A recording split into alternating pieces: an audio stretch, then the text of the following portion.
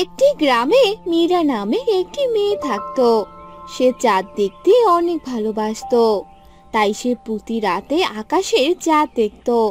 একদিন মীরা রাতের বেলা আকাশের চাঁদ দেখছিল। কি রে বাবা, তুই এখানে বসে বসে কি করছিস? আমি চাঁদ দেখছি বাবা। চাঁদকে দেখার মতো কি আছে রে মা? এবার ঘুমাতে যা, অনেক রাত হয়েছে। এরপর মীরা ঘুমাতে যায়।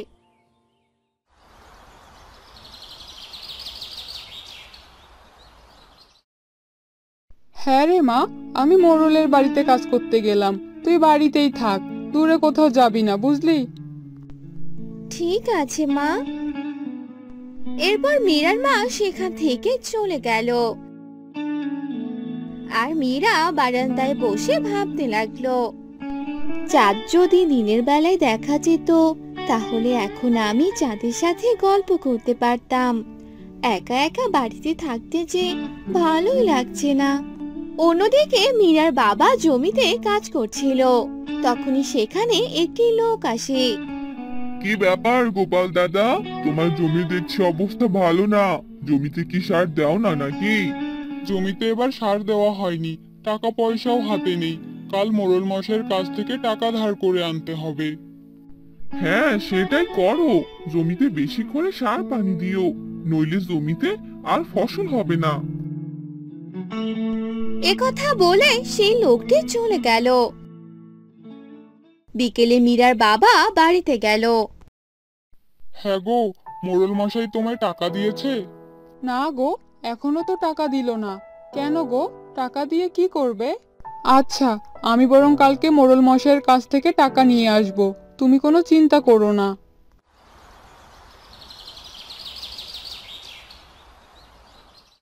পরদিন সকালে মীরার মা মোড়লের বাড়িতে গেল আর মোড়লকে বলতে লাগলো, মালিক, আমায় যদি এ মাসের বেতনটা দিয়ে দিতেন তাহলে অনেক ভালো হতো।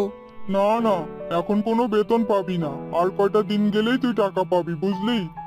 কিন্তু মালিক, আমার টাকাটা খুব দরকার ছিল, আপনি যদি দিতেন তাহলে আমার খুব উপকার হতো। তোদের দিয়ে কোনো কাজ করাতে পারি না, কিন্তু টাকা নেওয়ার বেলা সময়ের আগেই টাকা নিতে আসিস। দাঁড়া, আমি ঘর থেকে টাকা এনে দিচ্ছি। এরপর মোড়ল ঘর থেকে টাকা এনে দিল। আর মীরার মা টাকা নিয়ে বাড়িতে গেল আর মীরার বাবাকে টাকা দিয়ে দিল। মীরার বাবা টাকা নিয়ে বাজারে যায়। দাদা, আমায় কিছু সার দিন তো, ভালো সার দিয়েন। এই নিন দাদা। এরপর মীরার বাবা দোকানদারকে টাকা দিয়ে সার নিয়ে বাড়িতে এলো।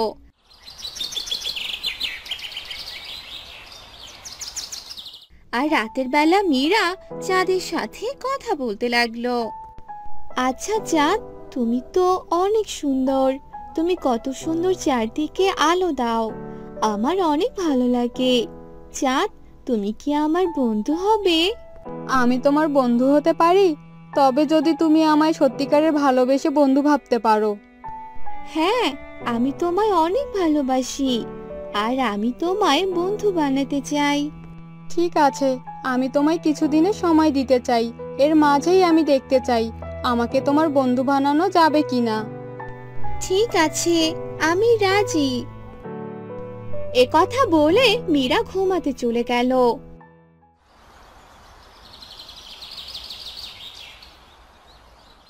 পরদিন সকালে মীরার বাবা জমিতে সার দিতে গেল। এভাবেই তাদের দিন কাটতে লাগলো। অন্যদিকে মীরা সারা রাত চাঁদের সাথে গল্প করত, চাঁদকে অনেক সময় দিত। আমি আজ তোমাকে অনেকগুলো গল্প শোনাবো। আমি তোমাকে গল্প শোনাবো, এরপর তুমিও আমাকে তোমার গল্প শোনাবে। ঠিক আছে। এভাবেই সে রাতটা কেটে গেল।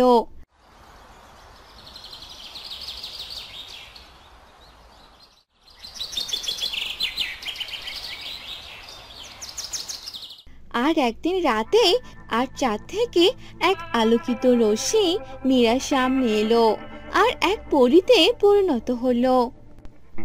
কে তুমি? আমি হলাম চাঁদের পরী, আর আজ থেকে তুমি আমার বন্ধু।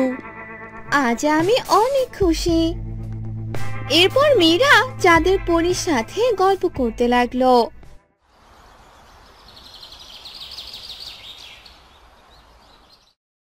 পরদিন সকালে সেই লোকটি গোপালের জমির পাশ দিয়ে যাচ্ছিল। আরে, এবার তো গোপাল দাদার জমিতে ভালোই ফসল হয়েছে। না না, আমার জমির ফসলের চেয়ে অনেক জমির ফসল ভালো হবে, এটা তো আমি দেখতে পারবো না। একথা বলে লোকটি চলে গেল আর রাতের বেলা গোপালের জমিতে বিষ প্রয়োগ করলো। পরদিন সকালে মীরার বাবা জমিতে এলো। হায় হায়, এ আমার কি সর্বনাশ হয়ে গেল! আমার সবগুলো ফসল যে মরে গেছে। কে আমার এত বড় ক্ষতি করলো? এরপর মীরার বাবা বাড়িতে চলে গেল। বাড়িতে গিয়ে তার বউকে সব কথা জানিয়ে দিল।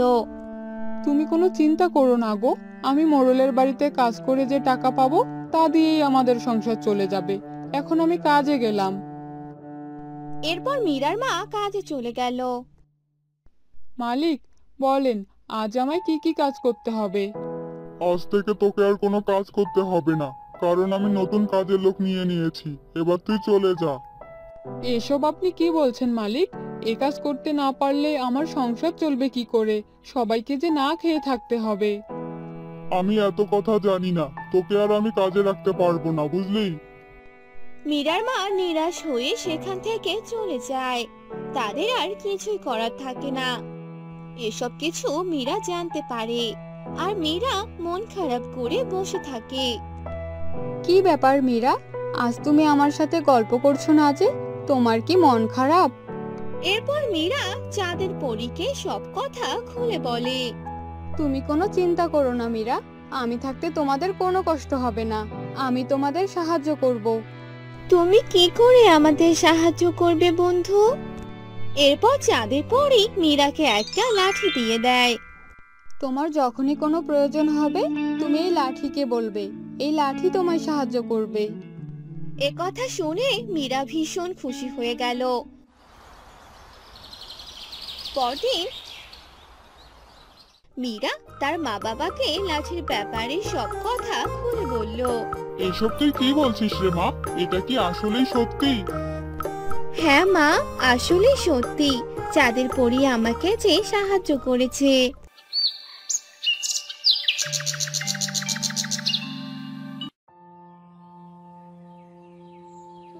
তোমরা খাবে না? তোমরা খেয়ে নাও, তোমাদের খাওয়া শেষ হলে আমরা খেয়ে নেব। আমাদের সাথে বসলেই পারতে। তোমাদের একটা কথা বলবো? বৌদি, অনুমতি নেওয়ার কি আছে, তুমি বলো না। বলি, অনেকদিন তো হলো, লক্ষ্মীকে এবার বাড়িতে নিয়ে এসো না। ওকে ছাড়া যে বাড়িটা একদম ফাঁকা ফাঁকা লাগে। তোমার সাহস হলো কি করে লক্ষ্মী নাম এই বাড়িতে তোলার? শুনে রাখো, লক্ষ্মীর জন্য এই বাড়ির দরজা চিরকালের জন্য বন্ধ হয়ে গেছে। একথা বলে গোপাল আর কান্ত রেগে খাবার ছেড়ে চলে যায় মাঠে। দিদি, এরা কখনো এদের ভুল বুঝতে পারবে না। লক্ষ্মী যে কেমন আছে।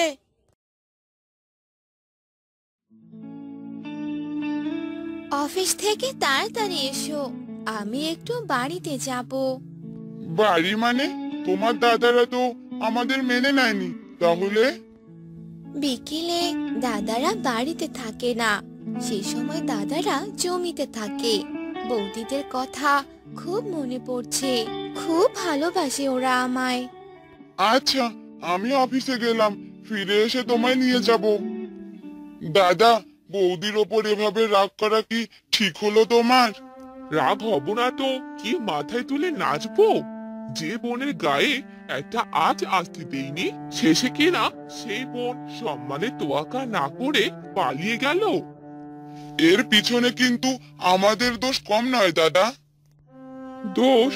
মোরলের সাথে বিয়ে হলে রাজরানী হয়ে থাকতো, ওর জন্য গ্রামে এখন মাথা তুলে হাঁটতে পর্যন্ত পারি না, সবাই আড়ালে নিন্দে মন্দ করে। তখন তারা দুই ভাই মিলে মাঠে কাজ করছিল আর এদিকে লক্ষ্মীর বর বাড়িতে চলে আসে। কি গো, এত তাড়াতাড়ি ফিরে এলে যে? সে কি কথা, তুমি না বলেছিলে ওই বাড়িতে যাবে? নাও নাও, তাড়াতাড়ি রেডি হয়ে নাও। এই যাচ্ছি, এখনই চলে আসবো। লক্ষ্মী রেডি হয়ে দুজনে মিলে ওই বাড়ির উদ্দেশ্যে রওনা হয়। আর কিছুক্ষণ পর তারা ওই বাড়িতে গিয়ে পৌঁছায়। ছোট বৌদি, বড় বৌদি, কোথায় তোমরা? লক্ষ্মী, তোরা কেমন আছিস? তোরা আয়, ভেতরে আয়। এতদিনে বৌদিদের কথা মনে পড়লো তাহলে? রোজই মনে পড়ে বৌদি, কিন্তু আমার যে কপাল পোড়া। হয়েছে হয়েছে, ওসব কথা বাদ দাও। এবার বলো, কি খাবে?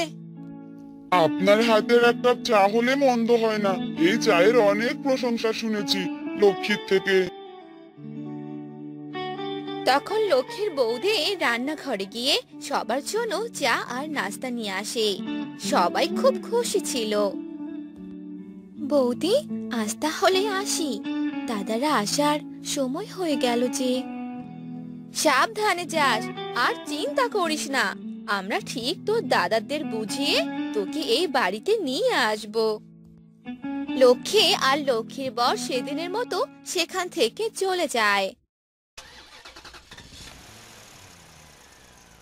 যাওয়ার সময় মোড়লের এক পেয়াদা তাদের দেখতে পায়। আর তারা তাড়াতাড়ি মোড়লের কাছে গিয়ে বলে, কি বলছিস কি? খবর একদম পাকা তো নাকি? পরে আবার বুঝিস। যা, এখনই গোপাল আর কান্তকে ডেকে নিয়ে আয়। তখন মোড়লের পেয়াদা গিয়ে গোপাল আর কান্তকে ডেকে নিয়ে আসে। কি ব্যাপার কান্ত, লক্ষ্মীকে তোমরা মেনে নিয়েছো? আমাকে বর সাজিয়ে নিয়ে গিয়ে বোনকে পালিয়ে দিয়ে ভালোই নাটক করলে তাহলে।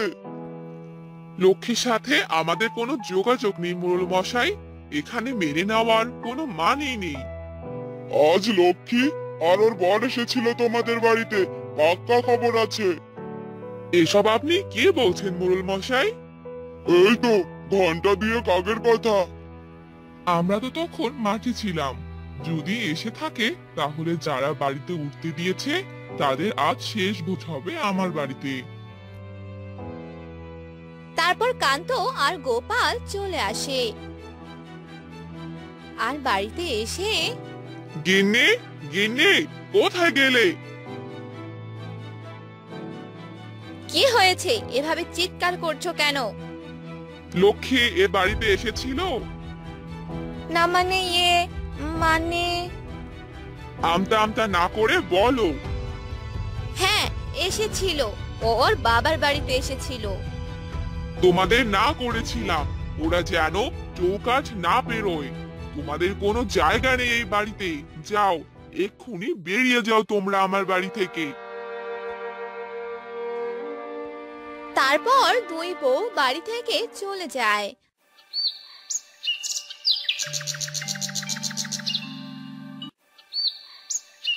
আর এভাবেই কেটে যায় বেশ কিছুদিন। দাদা, কখনো তোমার মুখের ওপর কোনো কথা বলিনি। এই যে তুমি অসুস্থ, তোমার সেবা তো ঠিক মতো করতে পারছি না। কি বলতে চাস তুই? দাদা, আমরা অন্যের কথা শুনে আমরা আমাদের আপনজনদের দূরে সরিয়ে দিয়েছি। তুমি একবার লক্ষ্মীর কথাই ভাবো। এই মোড়লকে বিয়ে করলে কি ও কখনো সুখী হতে পারতো বলো? সবই বুঝতে পেরেছি, কিন্তু এখন যে বড্ড দেরি হয়ে গেছে রে, আর কিছু করার নেই। এখনো দেরি হয়নি দাদা, চলো আমরা ওদের সবাইকে ফিরিয়ে আনতে যাই।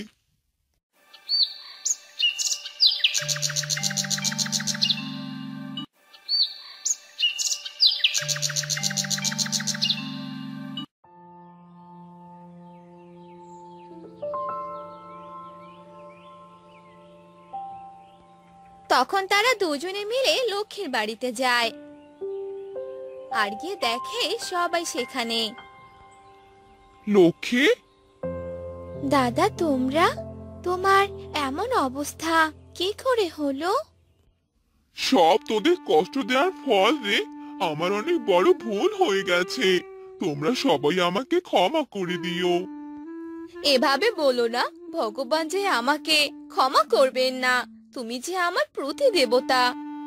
এবার চলো সবাই বাড়িতে ফিরে যাই। সেটা কিভাবে হয় দাদা?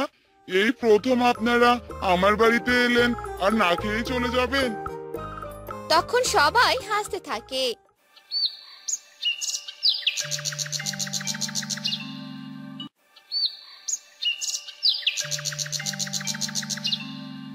আর এরপর থেকে তারা সুখী।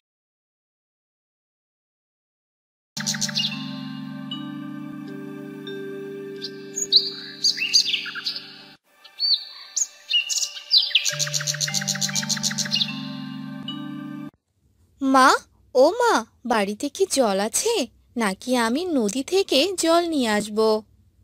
না রে মা, তোকে জল নিয়ে আসতে হবে না। তুই বরং আমাকে সবজিগুলো কেটে দে, আমি গিয়ে জল আনছি। আচ্ছা মা, ঠিক আছে। এই বলে শিলার মা নদী থেকে জল আনতে যায় আর জল নিয়ে আসে। তখন শিলার মা শিলাকে বলে, কি রে মা, তোর বাবা কি এখনো ঘুম থেকে ওঠেনি? না মা, বাবা তো এখনো ঘুমোচ্ছে।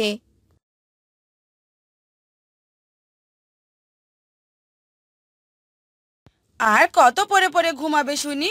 এখনো ওঠার কোনো খবর নেই তোমার? আরে, এত সকাল সকাল রেডিওটা কে বাজাচ্ছে? কোনো রেডিও নয়, আমি কথা বলছি। তাড়াতাড়ি উঠে পড়ো, না হলে জল ঢেলে দেব। সেটাই করো গো, যে গরম লাগছে, জল ঢেলে দিলে একটু শান্তি পাবো। এ কথা শুনে মোহনের স্ত্রী বাহির থেকে জল এনে মোহনের শরীরে ঢেলে দিল। আরে আরে, কি করলে তুমি এটা? সত্যি সত্যি পানি ঢেলে দিলে? হ্যাঁ, সত্যি সত্যি দিয়েছি। এবার যাও, কাজে লেগে পড়ো। এভাবে সারাদিন শুয়ে থাকলে জীবন চলবে না, বুঝলে? এরপর মোহন উঠে পড়ে আর বাজারে চলে যায়। মোহনের একটি সবজির দোকান ছিল আর সেগুলো সবজি বিক্রি করত। সবজি নিয়ে যাও, সবজি, টাটকা টাটকা সবজি। আসুন আসুন, সবজি নিয়ে যান। আরে দাদা, আপনার এই মিষ্টি কুমড়োটার দাম কত? 20 টাকা দাদা। দাদা, আমি নেব এই মিষ্টি কুমড়োটা, দিন আমাকে। আরে, আপনাকে দিবে মানে? এটা তো আমি নিব, তাই তো ওনাকে জিজ্ঞেস করলাম যে এটা দাম কত, আর এটা শুধু আমি নেব। আরে সে কি কথা, আমার কাছে তো এই একটাই মিষ্টি কুমড়ো ছিল, আর এখন এটা একজন নিতে পারে। হ্যাঁ, তাই আমি নিব। না, আমি নেব, আমাকে দিন। তারা দুজন এ নিয়ে অনেক কথা কাটাকাটি করতে লাগলো। তখন মোহন সে মিষ্টি কুমড়ো কেটে আলাদা করলো আর বলল, আপনি 10 টাকা দিন, আর দাদা আপনিও 10 টাকা দিন। তারপর তারা সেখান থেকে চলে গেল। আর সারাদিন সবজি বিক্রি করে মোহন বিকেলে বাড়িতে এলো। এভাবেই অনেক দিন চলে গেল। এত গরম পড়েছে, আমার যে এই গরম আর সহ্য হচ্ছে না। অনেক খারাপ লাগছে মা। এরকম গরম এর আগে কখনো হয়নি। ভগবান যেন তাড়াতাড়ি বৃষ্টি দিয়ে দেয়, তাহলে একটু শান্তি পাবো। হ্যাঁ মা, ঠিক বলেছ তুমি। ভগবান যেন তাই করে। এভাবে অনেক দিন চলে গেল। একদিন মোহন খেতে বসেছিল আর খেতে খেতে তার স্ত্রীকে বলল, হ্যাঁ গো গিন্নি, একটা পাখা নিয়ে আসো, অনেক গরম লাগছে। ঠিক আছে, নিয়ে আসছি।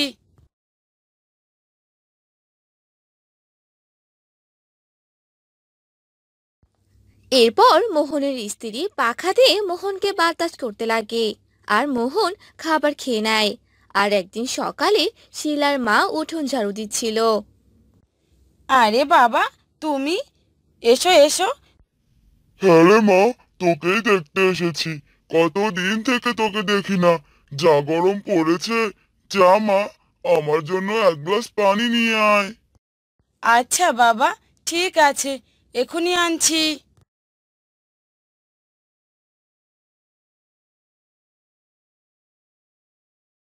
এই নাও বাবা, পানি খাও।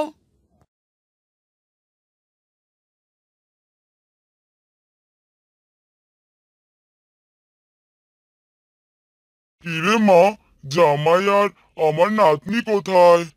সে তো বাজারে গেছে বাবা, আর শিলা খেলছে।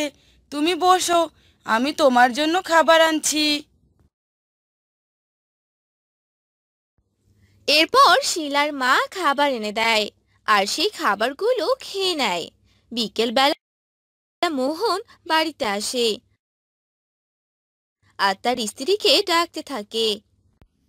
গিন্নি, গিন্নি, কোথায় গেলে? হ্যাঁ গো, বাজার করে এনেছো? বাজার করে আনবো, কিন্তু কেন? কালকেই তো কতগুলো সবজি এনে দিলাম, সেগুলো কি শেষ হয়ে গেছে? না না, কোনো সবজি শেষ হয়নি, কিন্তু বাবা চলে এসেছে। বাবাকে কি আর শুধু সবজি দিয়ে খাবার খেতে দেব? তুমি বরং বাজার থেকে মাছ মাংস কিনে আনো। সে কি কথা, এই গরমের দিনের অতিথি? হ্যাঁ গো গিন্নি, কাল বাজার করে নিয়ে আসি। আজ বাড়িতে যা আছে তা দিয়ে বরং রান্না করো। না না, সবজি রান্না করব না। তুমি এক্ষুনি বাজারে যাবে আর বাজার করে নিয়ে আসবে। এই গরমে কত দূর পর্যন্ত হেঁটে এলাম, আবার হেঁটে যাব? এই নাও, ছাতাটা বরং নিয়ে যাও। রোদের তাপ কম লাগবে, গরমও কম লাগবে। যাও এবার বাজারটা নিয়ে এসো। এরপর মোহন বাজারে যায় আর মাছ মাংস কিনে নিয়ে আসে আর মোহনের স্ত্রী রান্না করে। রান্না করে তারা সবাই রাতে খাবার খেয়ে নেয়। হ্যাঁ রে মা, অনেকদিন তো হলো বাড়িতে যাস না। জামাই আর নাতিকে নিয়ে চল আমার বাড়িতে, কটা দিন না হয় থেকে আসবি। হ্যাঁ বাবা, যাব, কিন্তু এখন নয়। তুমি বরং আমার বাড়িতে কদিন থাকো, আমি সময় করে যাব। না রে মা, আমি যে থাকতে পারবো না, কাল সকাল বেলায় আমি চলে যাব। সে কি কথা বাবা, তুমি তো আজই এলে আর কালকেই চলে যাবে? হ্যাঁ রে মা, অন্যদিন আসবো।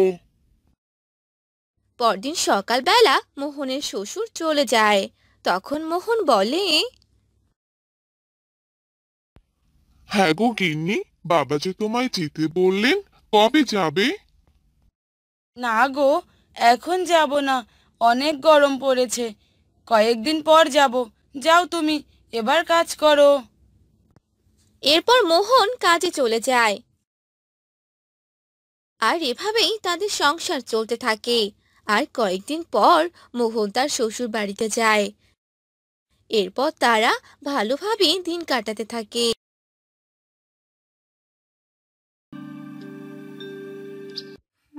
ফুলমতি নামে একটি গ্রামের পাশে এক বড় বন ছিল।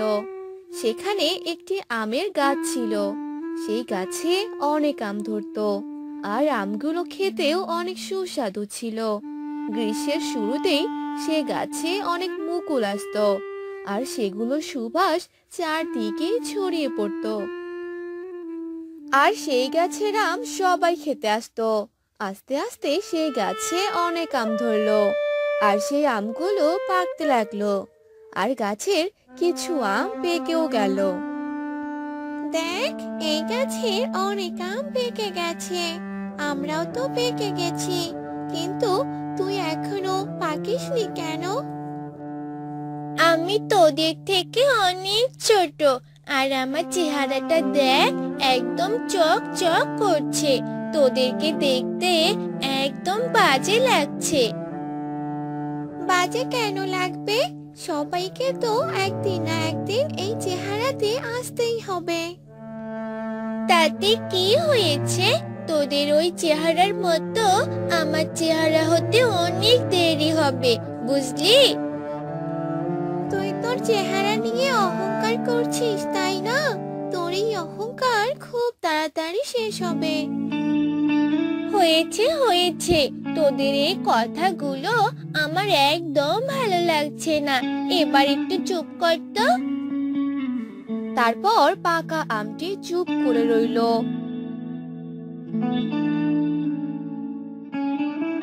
আর তখনই সেই পথ দিয়ে এক বৃদ্ধা যাচ্ছিল, আর সেই বৃদ্ধাটি সেই গাছে অনেকগুলো পাকা আম দেখতে পেল।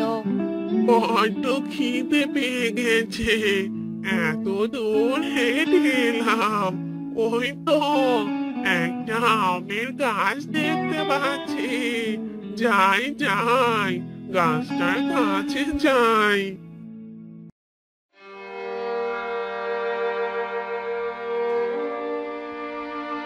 আরে, গাছটাতে তো অনেক পাকা আম, একটা আম বরং পেড়ে খাই।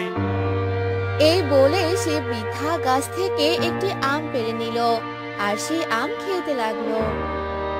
আরে বাহ, আমটা কি সুস্বাদু, অনেক মিষ্টি। আমটা খেয়ে প্রাণটা জুড়িয়ে গেল। যাই যাই, আবার হাঁটা শুরু করি, অনেকটা পথ যেতে হবে।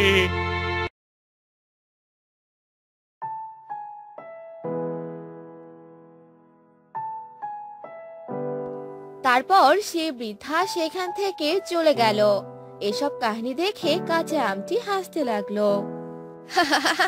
এভাবে সবগুলোকে যেতে হবে, আর আমি একাই এই গাছে রাজত্ব করব। অনেক মজা লাগছে আমার। এভাবে হাসিস না, তোকেও একদিন পাকতে হবে, আর সবার সাথে তোকেও চলে যেতে হবে। তুই আমার কথা না ভেবে তোর কথা ভাব, কারণ তোর সময় প্রায় শেষ। কাঁচা আম পাকা আমকে নিয়ে অনেক হাসাহাসি করতে লাগলো, কারণ কাঁচা আমের অনেক অহংকার ছিল। এভাবেই তাদের দিন যাচ্ছিল। একদিন সেই পথ দিয়ে একটি লোক যাচ্ছিল। সেই লোকটি ওই আম গাছটি দেখতে পেল। আরে বাহ, এই গাছে তো অনেকগুলো আম ধরে আছে। আমি বরং কিছু আম পেড়ে নিই, আর এগুলো বাজারে বিক্রি করব, তাহলে বেশ কিছু টাকা পাবো। এই বলেই সেই লোকটি আম গাছটির কাছে গেল আর কিছু আম পেড়ে নিল, আর সেখানে একটি কাঁচা আম দেখতে পেল। আরে, এখানে তো একটা কাঁচা আমও দেখতে পাচ্ছি। না, কাঁচা আমটা পারা যাবে না, কাঁচা আম কেউ কিনতেই যাবে না, দামও কম হবে। যাই, এগুলোই বরং বাজারে নিয়ে যাই।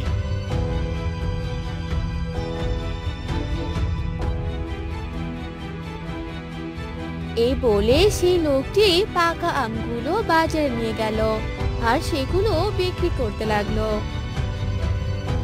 আম নিবেন? আম, অনেক সুস্বাদু আম, নিয়ে যাও নিয়ে যাও, আম নিয়ে যাও।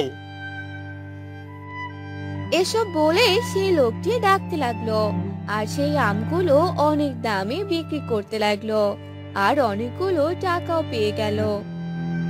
আরে বাহ, এই আমগুলো তো আমি অনেক দামে বিক্রি করলাম, আমার অনেক টাকা হলো। আমাকে আরো একদিন ওই আমের বাগানে যেতে হবে। অন্যদিকে সেই আম গাছে থাকা কাঁচা আম বলতে লাগলো, আমার চেহারা যেন আগে থেকে আরো উজ্জ্বল হচ্ছে। ইস, কি সুন্দর লাগছে আমাকে। কাঁচা আমের এমন কথা শুনে পাকা আম কাঁচা আমের দিকে তাকায়। তখন কাঁচা আম বলে, কি রে, তোরা আমার দিকে এভাবে তাকিয়ে আছিস কেন? অবশ্য আমার দিকে তাকাবি না তো কার দিকে তাকাবি? আমি তো তোদের থেকে অনেক সুন্দর দেখতে। আমি তোর সুন্দর চেহারার দিকে তাকাইনি, তোর এই অহংকারী মুখটা দেখছি, কারণ এই অহংকার বেশি দিন থাকবে না। ও, বুঝতে পেরেছি, আমার এই সৌন্দর্য তোর সহ্য হচ্ছে না, তাই না? আর আর তাই তো আমাকে দেখে এরকম করছিস, তাই না রে? আমি তোর মতো কোনো অহংকার করছি না, আর তোকে দেখে আমার হিংসেও হয় না, কারণ আমিও এক সময় এমন দেখতে ছিলাম।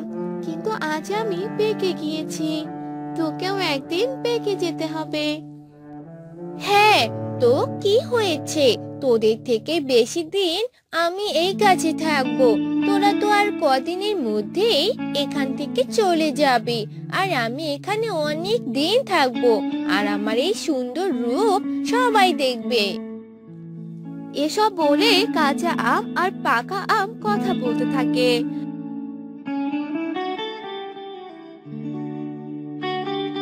তখনই সেখানে একটি ছোট্ট মেয়ে আসে, আর সে মেয়ে আম গাছটা দেখতে পায় আর বলে, আরে কি সুন্দর এই আমগুলো, একদম পেকে গেছে।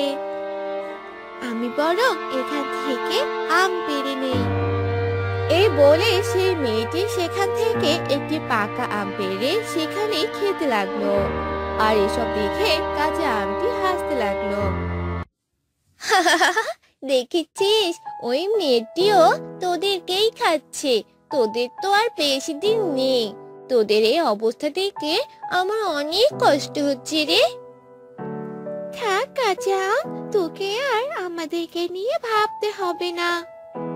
এরপর মেয়েটি পুরো আমটি খেলো, আর তারপর সে বলতে লাগলো, আমি তো পাকা আম খেলাম, আর অনেকদিন থেকে কাঁচা আম খাওয়া হয় না।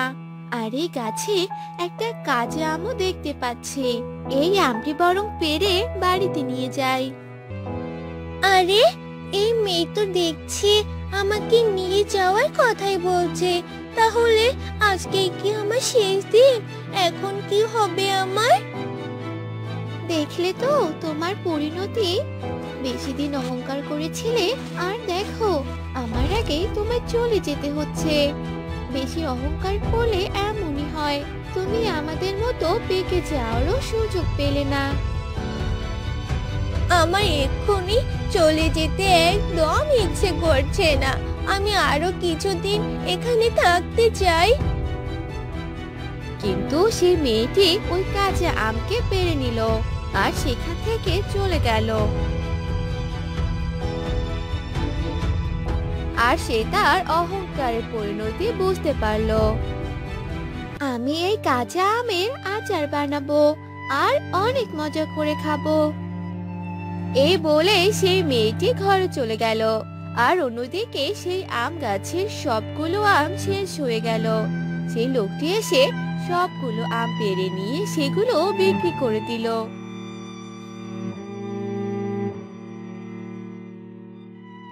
বাবা, ভালোই হলো। প্রতিবার ওখান থেকে আম নিয়ে আমি বিক্রি করে দিব, আর অনেকগুলো টাকা পাবো। এভাবেই কাঁচা আম আর পাকা আমের জীবন চলে গেল। আর কাঁচা আম তার অহংকারের পরিণতি বুঝতে পারলো।